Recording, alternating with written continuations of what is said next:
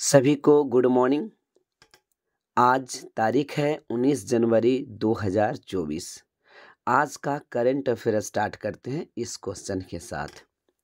First question है, 9वां भारत अंतर्राष्ट्रीय विज्ञान महोत्सव 2023 का आयोजन कहाँ शुरू हुआ? तो इसके ऑप्शन हैं फरीदाबाद हरियाणा, भोपाल मध्य प्रदेश, जयपुर राजस्थान, गांधीनगर गुजरात। तो इसका राइट आंसर हो जाएगा फरीदाबाद हरियाणा। इसका राइट आंसर क्या होगा बच्चों? फरीदाबाद हरियाणा। तो आपको याद रखना है कि भारत अंतर्राष्ट्रीय विज्ञान महोत्सव का आयोजन कहाँ शुरू हुआ। ये 2023 के लास्ट में शुरू हुआ था और ये जनवरी 2024 तक के चल रहा है। ठीक है, तो इसके अंतर्गत और भी क्वेश्चंस देखते हैं, इसमें पार्ट्स देखते हैं। कहता है कि भारत अंतर्राष्ट्रीय विज्ञान महोत्सव 2023 जो 17 से 20 जनवरी 2024 तक फरीदाबाद हरियाणा में आयोजित किया गया। इसका थीम क्या है? तो इसका थीम आपको बस याद रख लेना है कि अमृतकाल में विज्ञान और प्रौद्योगिकी सार्वजनिक आउटरीच। क्या है? अमृतकाल में विज्ञान और प्रौद्योगिकी सार्वजनिक आउटरीच। तो इसका आप थीम याद रख लोगे। अगर इसका थीम है तो कुछ ना कुछ इसका ऑब्जेक्टिव भी होगा, यानी उद्देश्य भी होगा। तो इसका उद्देश्य है विज्ञान और प्रौद्योगिकी के क्षेत्र में भारत की उपलब्धियों का सम्मान करना। क्या है इसका उद्देश्य क्या है? कि विज्ञान और प्रौद्योगिकी के क्षेत्र में भारत की उपलब्धियों का सम्मान करना। ठीक है, नेक्स्ट क्वेश्चन और क्या बन सकता है इसमें से? यह भारत का सबसे बड़ा विज्ञान महोत्सव है। तो भारत का सबसे बड़ा विज्ञान महोत्सव कौन है? तो भारत अंतर्राष्ट्रीय विज्ञान महोत्सव। यह महोत्सव कब से चलाया जा रहा है? तो यह महोत्सव 2015 से चलाया जा रहा है। चलिए, इसके अलावा हम लोग और देखते हैं कि क्या क्या हाल ही में और कुछ सम्मेलन हुए हैं क्या। तो इम्पॉर्टेंट कॉन्फ्रेंस देखते हैं। तो चलिए, तो COP28 संयुक्त अरब अमीरात यानी UAE में संपन्न हुआ। ठीक है, दूसरा है 18वां G20 शिखर सम्मेलन जो हाल ही में हुआ था नई दिल्ली भारत में। 49वां G7 शिखर सम्मेलन ये हिरोशिमा जापान में हुआ था।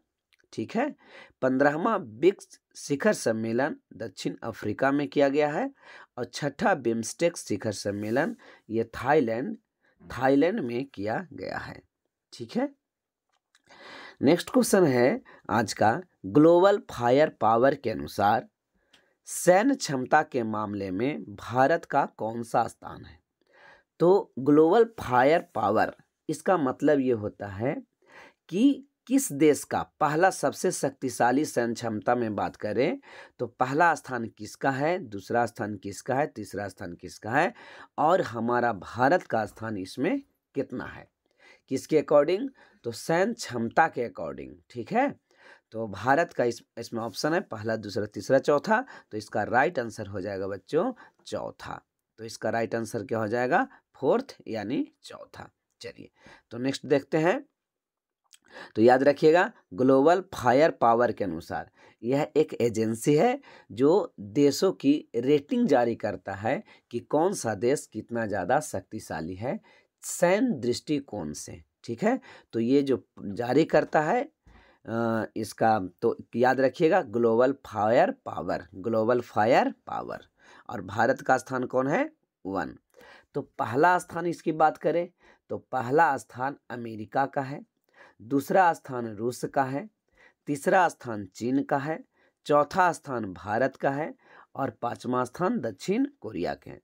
तो आई होप आपको इतना बातें याद हो गई होगी। चलिए, नेक्स्ट क्वेश्चन, नेक्स्ट इसके और भी पढ़ते हैं पार्ट्स। कहता है कि ग्लोबल फायर पावर की सैन्य ताकत सूची में 2024 का सूची जो जारी किया गया उसमें 145 देशों की सेनाओं का लिस्ट जारी किया गया है ना, उसकी क्षमताओं का विश्लेषण करके एक रैंकिंग जारी किया गया। इसमें पहला स्थान यानी कि सबसे शक्तिशाली देश अमेरिका को माना गया। सैन्य क्षमता के अनुसार से सबसे शक्तिशाली देश किसको माना गया? अमेरिका को माना गया। यहीं दूसरे नंबर पर रूस और तीसरे नंबर पे चीन का है। और इस प्रकार से हमारा देश भारत के पास ये चौथी सबसे ताकत सेना है। तो भारत को इस इंडेक्स में कितना रेटिंग मिला है? तो इसको 0.1023 रेटिंग के साथ भारत चौथे स्थान पर काबिज है। अगर हम इसकी और बात करें तो आप देख सकते हो कि अमेरिका पहले स्थान पे, रूस द्वितीय स्थान पे, चीन तृतीय स्थान पे और भारत चौथे स्थान पे, और एक और की बात करें तो दक्षिण कोरिया 5वें स्थान पे काबिज है। ठीक है ना।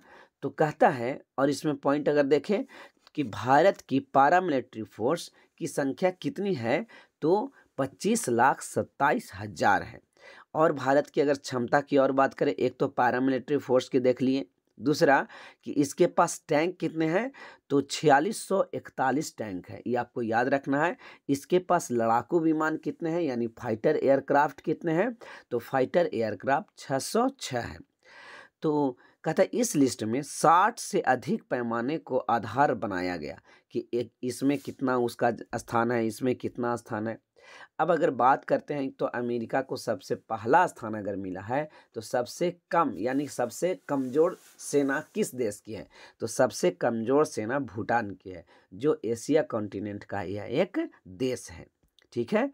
चलिए इस लिस्ट में अब इसकी अगर बात करें, देशों की बात करें, पाकिस्तान की शक्ति में बात ना करें तो टाइम अधूरा रह जाएगा। तो चलिए पाकिस्तान की बात करते हैं। तो पाकिस्तान के पास दुनिया के 9वीं ताकतवर सेना है। ठीक है, याद रखिएगा, 9वीं सबसे ताकतवर सेना है। तो इस लिस्ट में देखा गया कितने पैमाने को रखा गया, 60। अब इस पैमाने का मतलब क्या होता है कि किसी चीज़ को रैंकिंग जारी करने के लिए, जैसे हम लोग किसी को तेज घोषित करते हैं, तो तेज घोषित करते हैं तो उसका आधार होना है किस चीज़ में तेज है भाई, तो सबसे देखते हैं कि दौड़ने में तेज है, किसी को देखते हैं कि पढ़ने में तेज है, किसी को देखते हैं कि चलने में तेज है, किसी को देखते हैं कि, है ना, अलग अलग टाइप से। तो इसी प्रकार से आधार होता है। तो इसको आधार क्या क्या रखा गया है, तो 60 से अधिक पैमाना रखा है, जिसमें कुछ इंपॉर्टेंट यहाँ पे दिखाया गया कि इसके पास जो सैनिक हैं, डेट मीन्स पैरामिलिट्री फोर्स हैं, इसकी संख्या कितनी है, हथियारों की संख्या कितनी है, और इसके बहुत से फैक्टर्स को देखा जाता है। तो आप एक बात और याद रखिएगा, है ना, कि भारत में पैरामिलिट्री फोर्स की संख्या 25,27,000 है। याद रखोगे, 25,27,000 पैरामिलिट्री फोर्सों की संख्या है। और इसके पास टैंक, भारत में टैंक कितने हैं, तो 4641 टैंक है। और लड़ाकू विमान कितने हैं, तो 606 लड़ाकू विमान है। 3 पॉइंट आप लोग याद रखिएगा। भारत का स्थान कैमा मिला है, तो भारत का स्थान चौथा मिला है। 5वें स्थान पर काबिज कौन है, तो 5वें स्थान पर दक्षिण कोरिया काबिज है, जिसकी राजधानी सियोल है। अब कहता है कि सबसे अगर कम वाले को देखा तो पता चला कि हमारे पड़ोसी देश भूटान सबसे कमज़ोर सैन्य शक्ति वाला देश है ना। तो और भी कौन कमज़ोर है, तो Moldova, Suriname, Somalia, Benin, Liberia, Belize, Sierra Leone, Central African Republic, Iceland, है ना। तो आई होप हमारे जितने भी स्टूडेंट होंगे उनको तो ये सब सारे नाम सुना हुआ लग रहा होगा, और ये नाम कौन सा कॉन्टिनेंट में है उसको भी याद होगा। अभी जैसे मैं कुछ समय पहले अभी पढ़ा रहा था अफ्रीका के बारे में, तो अफ्रीका में जो देश आया था वो था सोमालिया। ठीक है, अफ्रीका में और देश आया था वो था सियरा लियोन, ठीक है ना, और सेंट्रल अफ्रीकन रिपब्लिक। तो आई होप आपको ये सब बातें बिल्कुल अच्छे से समझ में आ रहा होगा। ठीक है, चलिए तो आज का क्वेश्चन नंबर देखते हैं, क्वेश्चन नंबर 3 सॉरी। केंद्र सरकार द्वारा 2030 तक सड़क दुर्घटना में होने वाली आकस्मिक मृत्यु को कितने प्रतिशत कम करने का लक्ष्य रखा गया है। यानी सड़क दुर्घटना जो होती है, ठीक है ना, तो इस दुर्घटना को और कितना कम किया जाए इसका लक्ष्य रखा गया है ना। तो आपको यहाँ पे ऑप्शन दिया गया है 70%, 50%, 80%, 60%। तो इसका राइट आंसर हो जाएगा बच्चों 50%, है ना। 50% तक कम करने की लक्ष्य रखी गई है। आपको एक बात की और पता होना चाहिए कि सड़क और परिवहन राजमार्ग मंत्री अभी कौन है? नितिन गडकरी। तो हाल ही में नितिन गडकरी ने, है ना, भारत में ड्राइवरों को लेकर के, ट्रक ड्राइवरों या और ड्राइवरों को लेकर के बहुत से सज़ा का, है ना, किसी कारणवश अगर दुर्घटना हो जाती है तो बहुत से सज़ा का प्रावधान भी रखा गया था। ठीक है ना।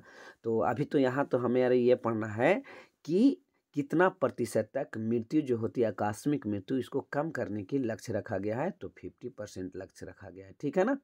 तो याद रखोगे, हर घंटे भारत में कुछ तो आंकड़ा होगा, है ना। तो हर घंटे भारत में कितने लोगों की सड़क दुर्घटना से मौत होती है, एक एवरेज, है ना। तो ये पता लगा है कि 53 लोगों को, है ना, 53 लोग घायल होते हैं और 19 मौत होती है। याद रखोगे ये बात। ठीक है ना। 53 घायल होते हैं और 19 क्या होते हैं? मौत होते हैं। चलो इसमें और हम लोग पार्ट्स देखते हैं। तो केंद्रीय सड़क परिवहन और राजमार्ग मंत्री नितिन गडकरी ने कहा है कि सरकार 2030 तक, यानी 2030 तक आकस्मिक मृत्यु को 50% तक कम करने का लक्ष्य रखा है ना। जैसा कि अभी मैंने बतलाया कि भारत में हर घंटे सड़क दुर्घटना में 53 लोग घायल होते हैं और 19 की मौत होती है। ठीक है। इसके अलावा और देखें तो सड़क परिवहन और राजमार्ग मंत्री नवीनतम रिपोर्ट के अनुसार 2022 में भारत में सड़क दुर्घटना की संख्या बढ़कर के 12% बढ़ गई, जिसमें 4.6 लाख अधिक हो गई। पहले जितना था उससे भी ज़्यादा हो गया था 2022 में। ठीक है ना। तो चलिए और आगे देखते हैं। कहता है कि भारत सरकार की और क्या क्या लक्ष्य है भाई, है ना। एक तो सड़क दुर्घटना को 50% तक कम करने की लक्ष्य ये रखी गई 2030 तक। और क्या है? एक कालाजार बीमारी होता है। ठीक है ना। तो कालाजार को पूरी तरह समाप्त करने का लक्ष्य रखा गया है। ठीक है, जो 2023 तक, है ना, इस लक्ष्य को पूरा कर लिया गया है। ठीक है। सभी पूर्वोत्तर राज्यों की राजधानी को रेल नेटवर्क से जोड़ने का लक्ष्य है, ये भी पूरी कर लिया गया है। दिल्ली मुंबई एक्सप्रेस को पूरा करने का लक्ष्य 2023 तक, ये भी पूरा कर लिया गया है। तो जितना भी और क्या है, किसान की आय दुगना करने के लक्ष्य 2024 तक है, जो ऑलरेडी पहले ही पूरा कर लिया गया है। डिजिटल रेडियो लॉन्च करने का लक्ष्य, ये भी लास्ट तक के हो जाएगा, ये 2024 तक। 100 नए एयरपोर्ट विकसित करने का अभी लक्ष्य है 25 तक, और ये अभी पर कंप्लीट हुआ नहीं है, लेकिन अब धीरे धीरे इसमें हम लोग कार्यरत हैं। सभी गांवों को ऑप्टिकल फाइबर बिछाने का लक्ष्य 25 तक रखा गया है, जो अभी बहुत सा, ये शायद अभी हो नहीं पाएगा पूरा कंप्लीट, लेकिन लक्ष्य रखा गया है। लेकिन हमारा तो क्वेश्चन ये बनेगा कि सभी गांवों में ऑप्टिकल्स फाइबर जो बिछाने का लक्ष्य है वो कब तक पूरा कर लिया जाएगा? तो 2025 तक, है ना। जैसे आपको ऑप्टिकल्स फाइबर के में समझ में आता ये होगा, आप देखते होंगे शहर के किनारे या अपने गांव या बगल के गांव में आप देख रहे होंगे कि एक ऑप्टिकल्स फाइबर लगाया जाता है पाइप के थ्रू जमीन के अंदर। ठीक है ना। चलिए नेक्स्ट क्वेश्चन आज का हमारे ये क्वेश्चन नंबर 4 है। क्वेश्चन नंबर 4 में है 34 वर्ष के बाद, है ना, याद रखोगे कितने वर्ष? 34 वर्ष के बाद ग्रैंड स्लैम में किस वरीयता प्राप्त खिलाड़ी को हराने वाले पहले भारतीय पुरुष टेनिस खिलाड़ी बने हैं, है ना। तो इसके ऑप्शन है, भारतीय पुरुष टेनिस खिलाड़ी कौन बने, यानी कि भारतीय खिलाड़ी का नाम बताना है। ठीक है। तो रोहन बोपन्ना, सुमित नागल, सोमदेव देवबर्मन, महेश भूपति। तो आपको ये पता होना चाहिए, महेश भूपति तो होगा नहीं, ये टेनिस तो खेलते नहीं, ये तो शतरंज खेलते हैं। चलिए, तो इस प्रकार इसका राइट आंसर हो जाएगा सुनील नागल। सुनील नागल याद रखिएगा, इसका राइट आंसर क्या हो जाएगा? सुनील नागल। ठीक है ना। जो 34 वर्ष बाद ग्रैंड स्लैम में किसी वरीयता प्राप्त खिलाड़ी को हराने वाले पहले भारतीय पुरुष टेनिस खिलाड़ी बने। कितने वर्षों के बाद? 34 वर्षों के बाद। ठीक है ना। तो आप याद रखिएगा 34 वर्षों के बाद, और ये भारतीय खिलाड़ी का नाम क्या है? सुमित नागल। ठीक है ना।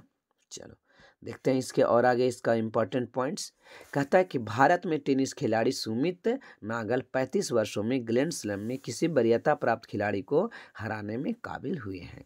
कहता है उन्होंने दुनिया के 27वें नंबर के खिलाड़ी कजाकिस्तान के एलेक्जेंडर बुबकिल, है ना, बुबकिल को हराया है।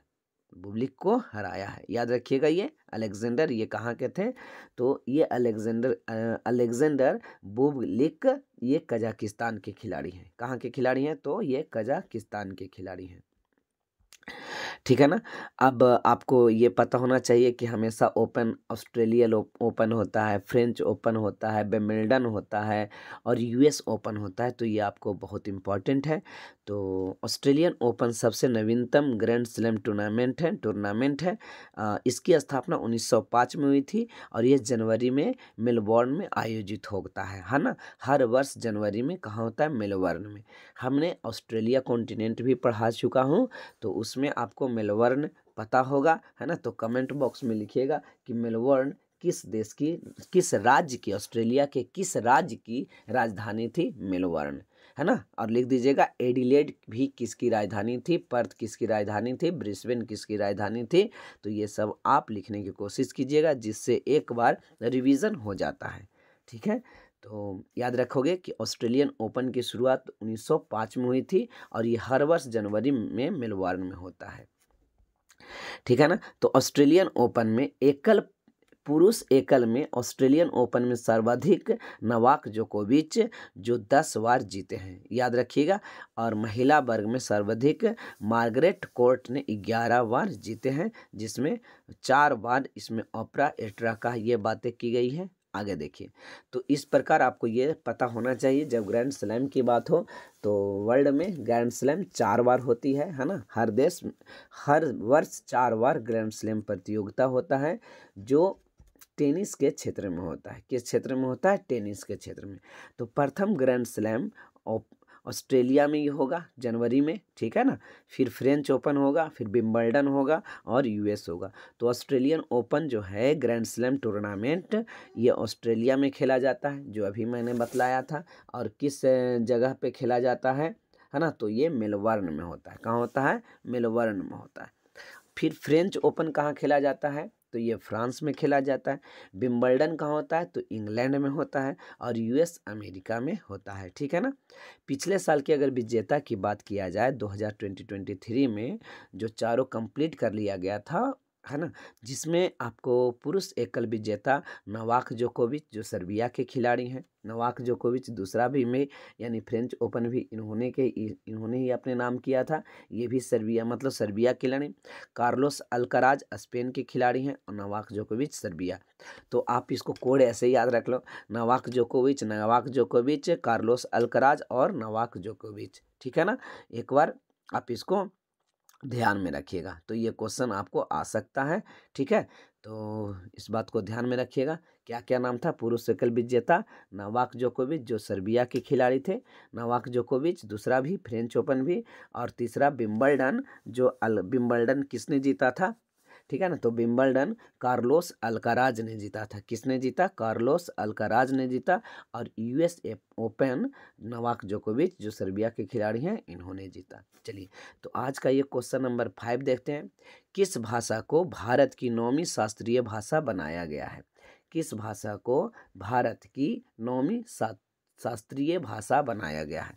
तो 9वीं शास्त्रीय भाषा बनाया गया है, ऑप्शन है हमारे पास हिंदी, उर्दू, फारसी, चीनी। तो इसका राइट आंसर हो जाएगा फारसी। किसको बनाया गया बच्चों, तो याद रखिएगा फारसी को 9वीं शास्त्रीय भाषा बनाया गया भारत की, है ना। भारत की किस भाषा को, तो फारसी भाषा जिसको पर्शियन लैंग्वेज कहा जाता है, ये हमारी 9वीं भाषा बनी है, शास्त्रीय भाषा, है ना। वो जो अनुसूची में भाषा है उसकी चर्चा नहीं हो रही है, राष्ट्रीय भाषा की चर्चा नहीं हो रही है, ये सिर्फ चर्चा हो रही है शास्त्रीय भाषा की। ठीक है, अभी हम इसमें और डिटेल्स बातें देखते हैं।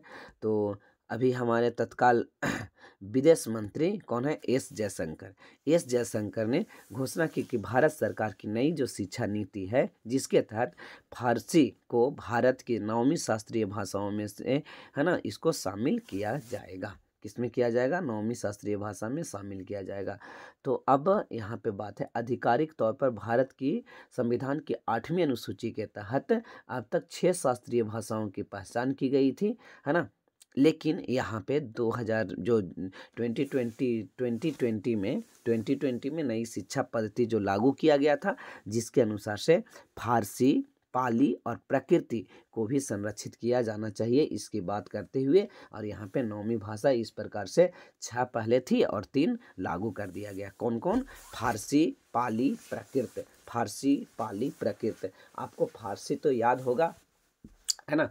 फारसी जो लैंग्वेज होती है, फारसी जो भाषा होती है, ये सब अकबर के ज़माने की भाषा थी। इंडिया में भी अकबर ने, अकबर, शाहजहाँ, ये सब के समय फारसी चला करता था, ठीक है। लेकिन अगर बात करें पाली और प्राकृत भाषा की, तो पाली ये बुद्ध की भाषा पाली हुआ करता था और महावीर की भाषा प्राकृत हुआ करती थी, ठीक है ना। पाली, जैसे क्वेश्चन आ जाता है कभी कभी कि पाली पाली भाषा में कौन सा उपदेश देते थे, तो आप इसमें कह दोगे कि महात्मा बुद्ध, और प्राकृत भाषा में तो महावीर, ठीक है ना। तो ये सब पॉइंट्स आपको याद रखने चाहिए।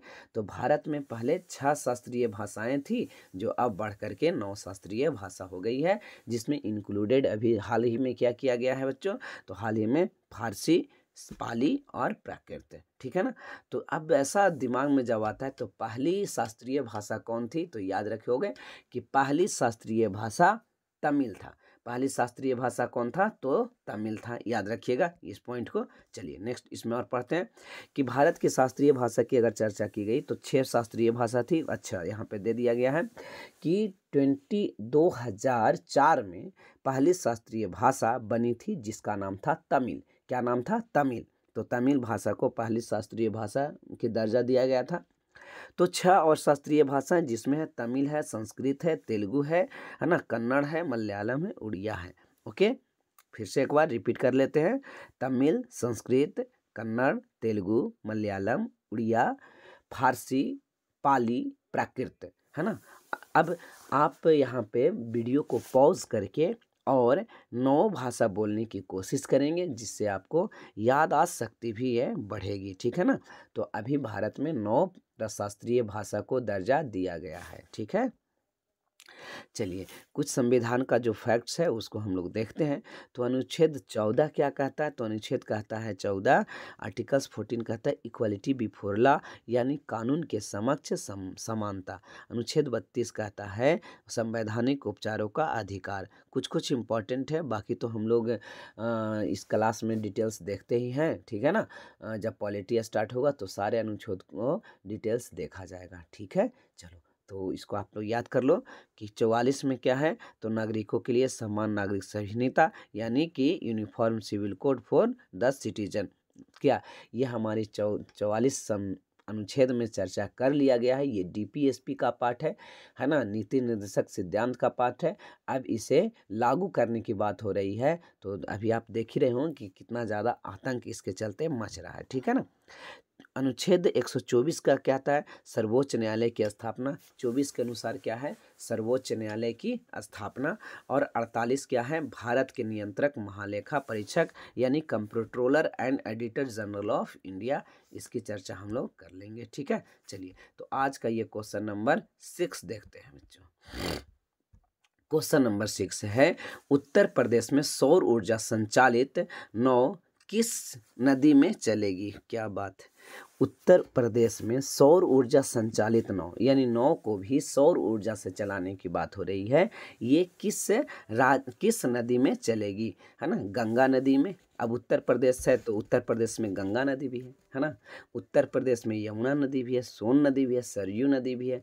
तो अभी हाल ही में बहुत खबर में है सरयू नदी, है ना, जिसके पीछे का कारण है कि अयोध्या में जो राम मंदिर का उद्घाटन हो रहा है 22 जनवरी के दिन, ठीक है ना। तो सरयू नदी, अयोध्या किस नदी किनारे है? सरयू नदी। तो एक इम्पॉर्टेंट फैक्ट ये बन जाता है। तो इसका राइट आंसर बच्चों क्या हो जाएगा? सरयू नदी। यानी सरयू नदी में ऐसा नाव चलेंगे जो सौर ऊर्जा से संचालित होगा, उसमें डीजल से नहीं चलाया जाएगा, ठीक है। आई होप आपको ये याद रहेगा कि ये कौन सा जगह, कौन सा नदी है, तो सरयू नदी। चलिए अयोध्या की अब घटना को हम लोग फिर से देखते हैं, ठीक है ना।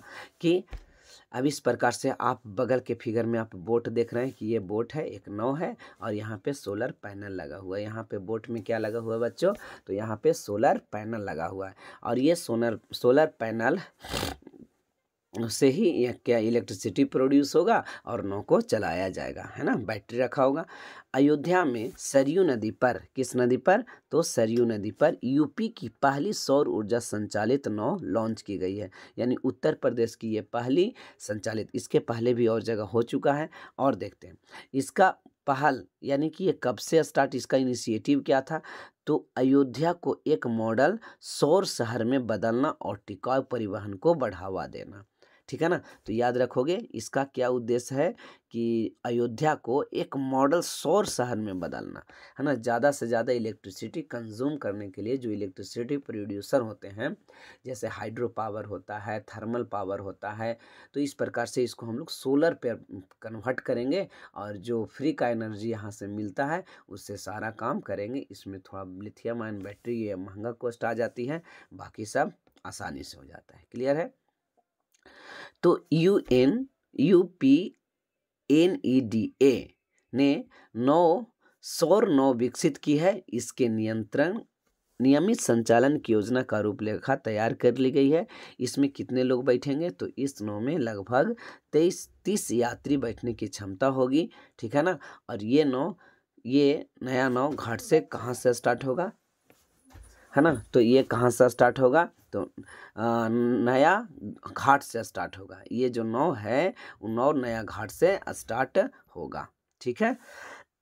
उत्तर प्रदेश का कुछ करंट अफेयर की अगर हम चर्चा करें तो उत्तर प्रदेश में उबर एक कंपनी है, ठीक है।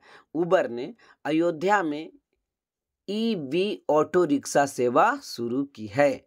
और इम्पॉर्टेंट पॉइंट क्या है बच्चों, तो और इम्पॉर्टेंट पॉइंट की अगर चर्चा करें तो अयोध्या रेलवे स्टेशन का नाम बदल करके अयोध्या धाम रखा है। अयोध्या रेलवे स्टेशन, है ना। अयोध्या रेलवे स्टेशन जो हुआ करता था, यहाँ का रेलवे स्टेशन अयोध्या का, उसका नाम था अयोध्या रेलवे स्टेशन, और उसका नाम बदल करके क्या कर दिया गया, अयोध्या धाम कर दिया गया। PM नरेंद्र मोदी ने अयोध्या में महर्षि वाल्मीकि एयरपोर्ट का भी उद्घाटन किया है। महर्षि वाल्मीकि एयरपोर्ट का उद्घाटन किसने किया है बच्चों, तो ये नरेंद्र मोदी ने। और यहाँ पे और क्या फैक्टर सामने निकल करके आती है उत्तर प्रदेश से, बच्चे आ गए।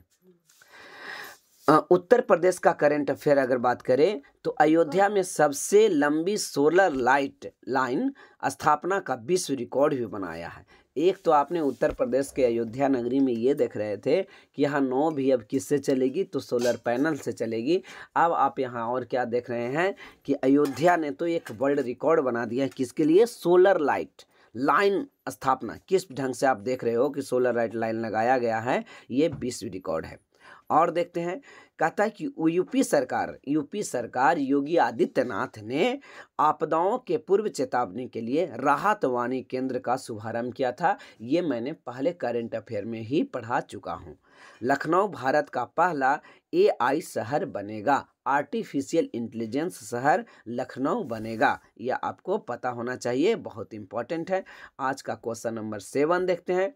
ऑक्सफोर्ड के वैज्ञानिकों ने किस बीमारी के लिए AHADOX1, है ना, निफा वी वायरस का मानव परीक्षण शुरू कर लिया गया है।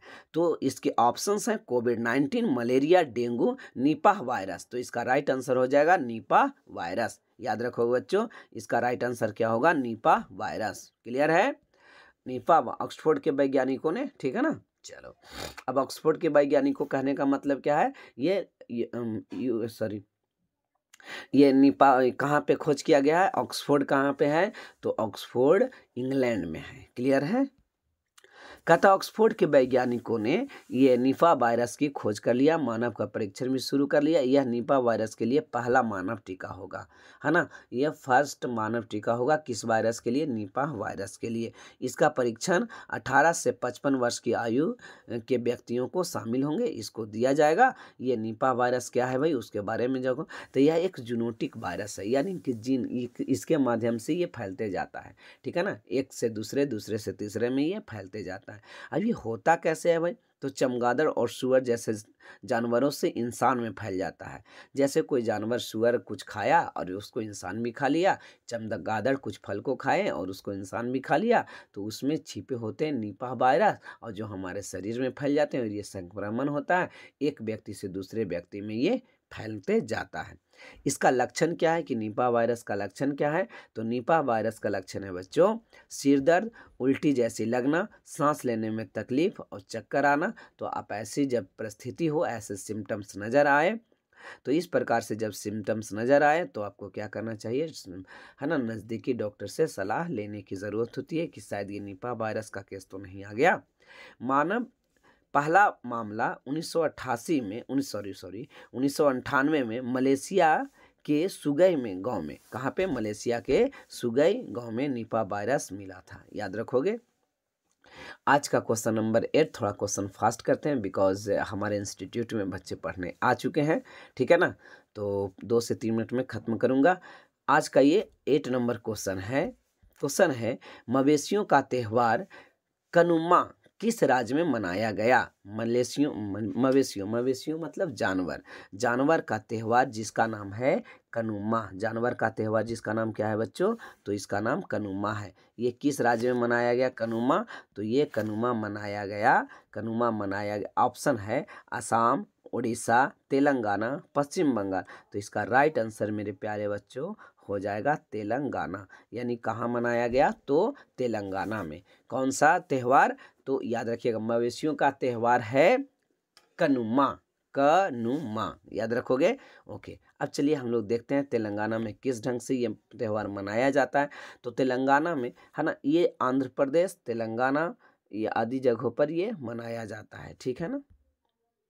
तो इसका राइट आंसर क्या था? तेलंगाना। ओके, ये कहता है कि मकर संक्रांति जो होती है, मकर संक्रांति के त्यौहार के तीसरे दिन मवेशियों का त्यौहार कनुमा मनाया जाता है। ये त्यौहार उसके पड़ोसी देश से आंध्र प्रदेश में भी मनाया जाता है। बिकॉज क्या है कि आंध्र प्रदेश से ही तेलंगाना राज्य 2 जून 2014 को अलग हुआ था। कब हुआ था? 2 जून 2014 को अलग हुआ था। तो इस प्रकार से आपको ये बातें याद रखनी होगी कि कनुमा जो त्यौहार है वो मकर संक्रांति के तीसरे दिन मनाया जाता है। और याद करने वाली कौन सी बातें हैं? तो ये त्यौहार तेलंगाना के साथ साथ आंध्र प्रदेश में भी मनाया जाता है, ठीक है ना। कहता है यह उत्सव मकर संक्रांति के तीसरे दिन आता है। इस अवसर पर ग्रामीण लोग मवेशियों और कृषि उपकरणों की पूजा करते हैं, है ना। हम लोग भी इस प्रकार से पूजा करते हैं। जैसे एग्जाम्पल हम लोग दीपावली मना लेते हैं, वहाँ पे मवेशियों की भी पूजा की जाती है ना। उसके देखिएगा कि यहाँ उत्तर बिहार में या फिर दक्षिण बिहार में इस प्रकार से त्यौहार मनाया जाता है। जो दीपावली के समय मनाया जाएगा, इसमें क्या होता है कि मवेशियों के सींग में घी लगाया जाता है, उसको धोया जाता है और उसके लिए एक स्पेशल फेस्टिवल भी सेलिब्रेट करते हैं। इसके अलावे और जितने भी इक्विपमेंट होते हैं, एग्रीकल्चर इक्विपमेंट, है ना, कृषि के उपकरण होते हैं, उन सबों की भी पूजा की जाती है, ठीक है। तो ये कनुमा त्यौहार के अंतर्गत मनाया जाता है। चलिए और हम लोग देखते हैं कि कौन सा त्यौहार और हाल ही में मनाया गया।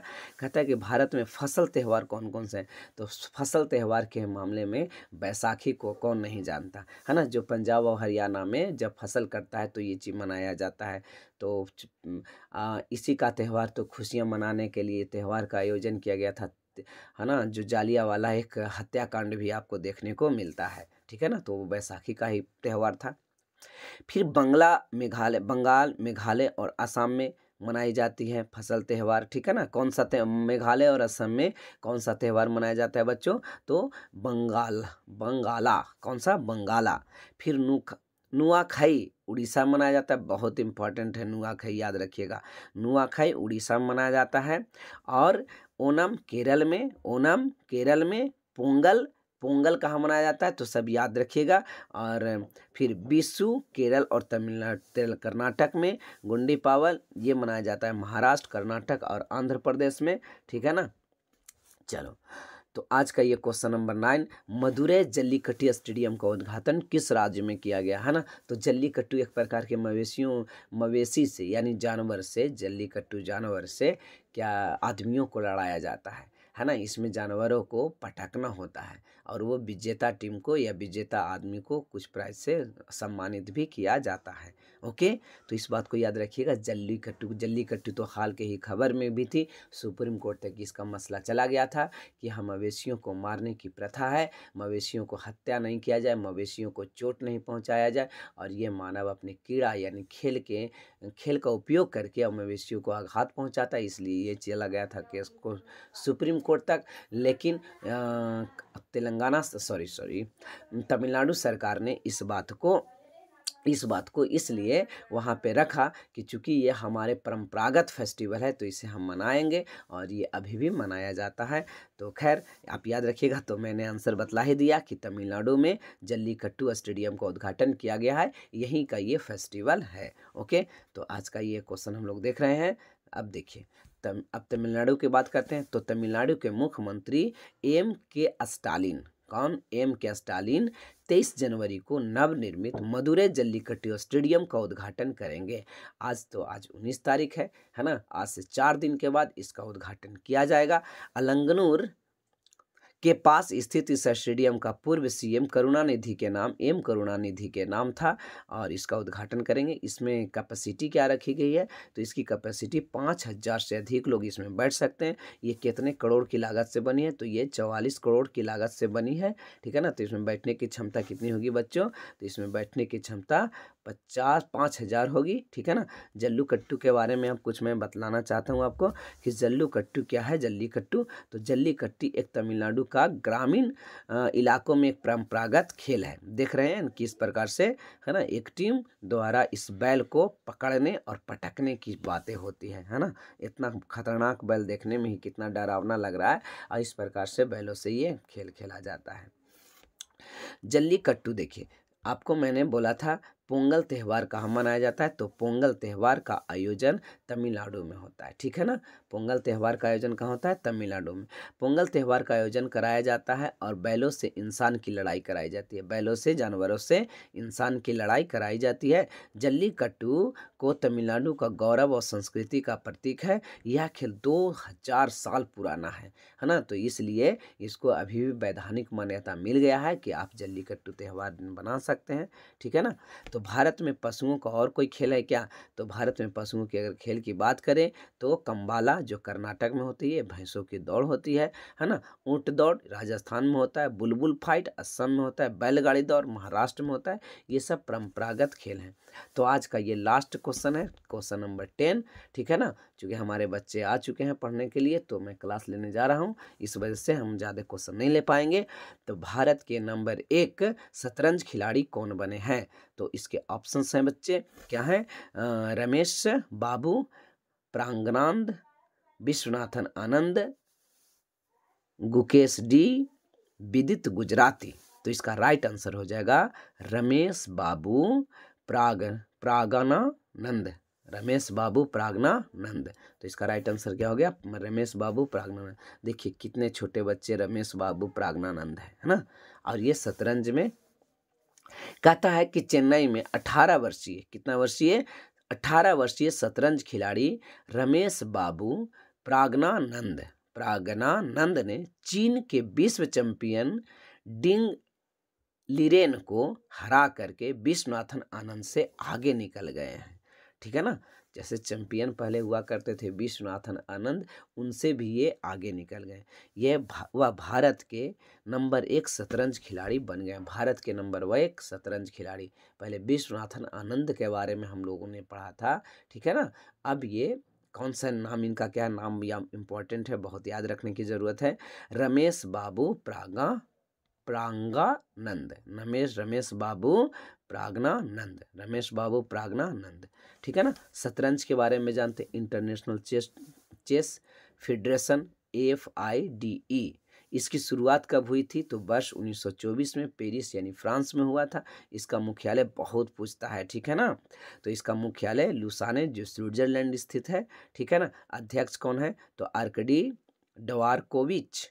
उपाध्यक्ष कौन है? तो विश्वनाथन आनंद। ये भारतीय पुराने खिलाड़ी हैं विश्वनाथन आनंद, उनको उपाध्यक्ष बनाया गया है।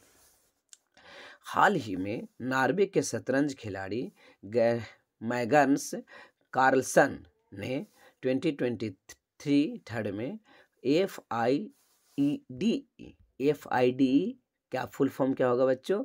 तो FIDE जो हम लोग बोल रहे हैं FIDE है ना, क्या एक सेकेंड,